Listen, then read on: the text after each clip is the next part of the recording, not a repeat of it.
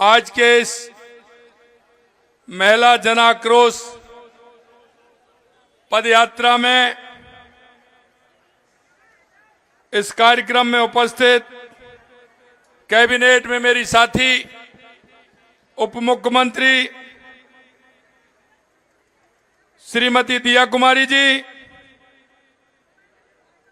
Cabinet में राज्य मंत्री श्रीमती मंजू बागमार जी, हमारी जयपुर की लोकप्रिय सांसद श्रीमती मंजू शर्मा जी,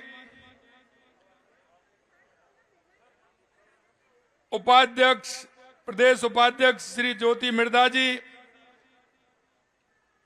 हमारी महिला मोर्चा की प्रदेश की अध्यक्ष राखी राठौड़ जी, अलका जी, सरता जी, एकता जी, स्टेफी जी, सौम्या जी, रमा चोपड़ा जी, सुमन शर्मा जी, मूर्ति मीणा जी, मधु शर्मा जी, हर्षिनी जी, सुनीता जी और मेरे सामने बैठी सभी मेरी माता बहनों, सबसे पहले तो मैं आप सभी को कहना चाहता हूं कि कल जब मैं आया था तो आपने कार्यक्रम हमारी बहनों ने बनाया था।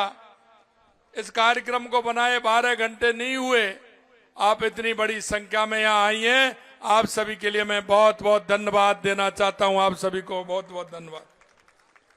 इस आक्रोश पदयात्रा में आप जिस तरह से अपनी आवाज बुलंद करने के लिए आई, क्योंकि देश के यशस्वी प्रधानमंत्री नरेंद्र मोदी जी ने नारी शक्ति विधेयक अधिनियम लेकर के जो आए थे, इसमें यह था कि हमारी आधी आबादी माता बहनों को उनका हक मिलना चाहिए। उन्होंने संसद में भी कहा कि हमारी माता बहनों का अधिकार है, यह मिलना चाहिए। लेकिन आप देख सकते हैं ये कांग्रेस और उससे गठबंधन वाले, ईडी गठबंधन वाले, वो किस तरह से उन्होंने इस बिल को गिराने का काम किया है। 17 अप्रैल एक ऐतिहासिक दिन बनने वाला था, इन्होंने उनको काला पृष्ठ बना करके छोड़ा है। ये बोलोगे जो इनकी मानसिकता का मालूम पड़ता है। मेरी माता बहनों में तो ये बता सकता हूं कि देश के यशस्वी प्रधानमंत्री नरेंद्र मोदी जी के नेतृत्व में 2014 से लगातार माता बहनों के लिए जिस तरह से काम हुआ है, आप देख सकती हैं। बेटी बचाओ बेटी पढ़ाओ अभियान प्रारंभ किया था, आपने देखा है। घर घर शौचालय बना करके स्वच्छता का अभियान लिया था। उज्ज्वला गैस के माध्यम से माता बहनों को धुएं से पीछा छुड़ाने का काम किया। यही नहीं, जनधन के खाते खुलवाकर लखपति दीदी के माध्यम से बहनों को आर्थिक संबल देकर लगातार हमारे देश के यशस्वी प्रधानमंत्री नरेंद्र मोदी जी काम कर रहे हैं। लेकिन जिसने 70 साल में सबसे ज्यादा इस देश में शासन किया, प्रदेशों में शासन किया, मैं उनसे कहना चाहता हूं कि आपने महिलाओं के लिए क्या किया। उन्होंने महिलाओं को सिर्फ वोट की राजनीति की, बाकी और कुछ नहीं किया। अब जब मौका देने का आया था तो उसको भी नहीं दे पाए। ऐसे लोग अगर आपके बीच में आते हैं तो उनको मुंहतोड़ जवाब देना है। मेरी माता बहनों में एक बात और आपसे कहना चाहता हूं कि लगातार हमारी सरकार, चाहे हमारी राज्य की सरकार हो या केंद्र की सरकार हो, हमारी माता बहनों के उत्थान के लिए हम काम कर रहे हैं। उनकी योजना बना करके कैसे हमारी माता बहनें आर्थिक रूप से मजबूत हो, इसके लिए काम कर रहे हैं। और विकसित भारत 2047 का जो हमारा सपना है, वो बिना माता बहनों के पूरा नहीं हो सकता, क्योंकि ये हमारी संस्कृति में, हमारे विचार के अंदर है। और आपने देखा है हमारे पूर्वजों ने जिस तरह से माता बहनों का स्थान आगे दिया है। हम कोई भी नाम लेते हैं, भगवान का नाम लेते हैं तो माता का नाम पहले आता है।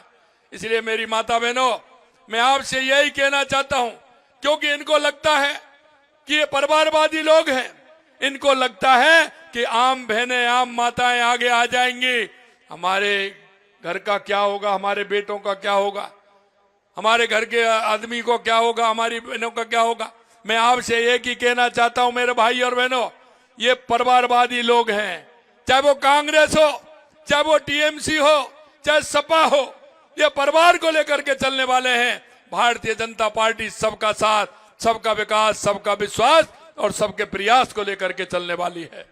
इसलिए हम कहना चाहते हैं कि आप ऐसे लोगों को आपको जवाब देना है जो माता बहनों के हक को छीनते हैं, माता बहनों को पूरा हक नहीं दे पाते हैं। अरे आप तो वो लोग हैं कि जिस तरह से बहाना बनाते हैं, आप तो केंद्र सरकार कोई भी राष्ट्र हित में काम करती है उसमें आपको विरोध करना ही है, करना ही है, करना ही है।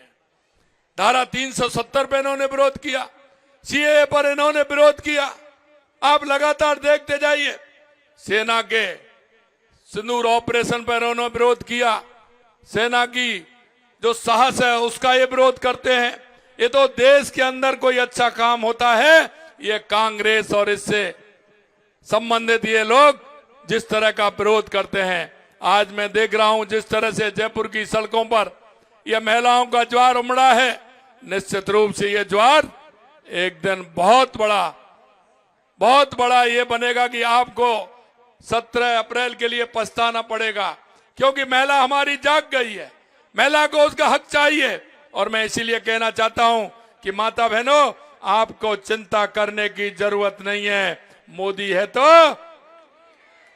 है तो आपको चिंता करने की जरूरत नहीं है, आपको हक मिलेगा। लेकिन ऐसे लोगों को आपको सबक सिखाने का काम करना होगा जो हमेशा महिला विरोधी मानसिकता उनकी है। मेरी माता बहनों, मैं अंत में इतना आपसे कहूंगा कि लगातार हमारी सरकार आपके लिए, महिलाओं के लिए काम कर रही है। नारी शक्ति बंधन अधिनियम को हमने संसद के अंदर रखा, लेकिन इन्होंने जिस तरह के क्वेश्चन किए, हमारे गृह मंत्री जी ने एक एक क्वेश्चन का इनको उत्तर भी दिया। इनसे कहा कि कोई भी ओबीसी का या कोई भी दक्षिण में सीट कम होने का कोई मतलब नहीं है, और एक एक इनको बताया। लेकिन मैं तो ये कहावत है उनकी तो कि सारी चीजें बता दीजिए, लेकिन मैं तो वो ही काम करेंगे। इनको तो महिला का विरोध करना था और इन्होंने बता दिया कि इनकी मानसिकता कितनी दूषित है, और ये दूषित मानसिकता के साथ इन्होंने काम किया है। मेरी बहनों, आपको चिंता करने की जरूरत नहीं है, आपकी ताकत की आवश्यकता है।